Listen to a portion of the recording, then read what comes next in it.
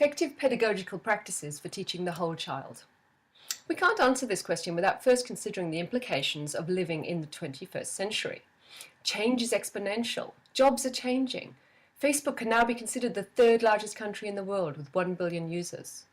According to former Secretary of State Richard Riley, we are currently preparing our students for jobs that don't exist yet, using technologies that haven't been invented in order to solve problems we don't even know are problems yet. To face this challenge, our kids will need to be adventurous with creative minds and attitudes so that they can adapt to the fast-changing landscape. So with all that in mind, let's now consider effective pedagogical practice for the 21st century whole child. In this presentation, we will look at student well-being and pastoral care, effective teaching practices for good academic outcomes, and classroom resources.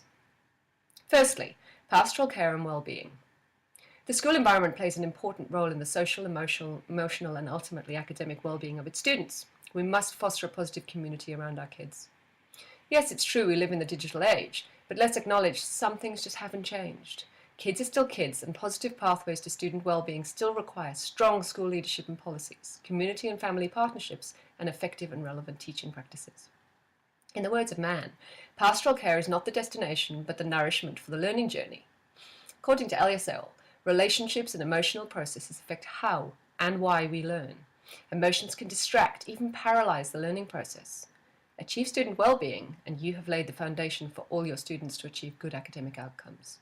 So, as teachers, what can we do to help? We can create a safe environment, inclusive environment, instill acceptance and get to know each individual student, making them feel special. Eliasel acknowledged the importance of SEL as a key component to creating a positive school environment. We can create a set of classroom rules so kids know what is expected of them. We can be enthusiastic and caring. Your enthusiasm will inspire interest, energy, curiosity, all powerful tools for learning. We can motivate. We can promote creativity by being creative yourself. So, we know that physical environment can contribute positively to well-being and productivity. What does a 21st century classroom look like? It is student-centered and collaborative. Create warm, colourful, well-organised, personalised spaces for arts and crafts, science, music, get in touch with nature, do group projects, group discussions, a reading corner, and of course ICT. We know that students benefit from the differentiated classroom with multiple simultaneous activities, and the classroom should be warm, personalised, engaging, and tech-savvy. As a teacher, you need to know to use all the resources at your disposal to engage this class of eager children. According to Rita and Kenneth Dunn, this includes physical tools such as books, games, whiteboards, perceptual strengths, best time of day for learning, periodic nourishment and mobility, emotional environment like noise, temperature, amount of light, furniture type and room design, social resources like excursions and community interactions like recently in Templestowe where primary school age students were buddied up with local retirees to help foster respectful relationships. Use your academic resources including lesson plans and curriculum, your colleagues, parents and the community.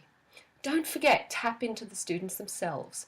Tap into the energy they bring into the classroom and use it to create a fantastic lesson. As a teacher, you must have the knowledge and skills to use technology in your classroom. Toddlers can navigate tablets these days. Most young kids have access to smartphones. Technology is making our kids smarter. Instant access to learn anytime, anywhere. Multimedia to express creativity. Social networking to connect, create groups, facilitate discussion and stay connected. We need to learn and teach with technology the way our kids live with technology. Get involved, come on, communicate, collaborate, learn and stay connected.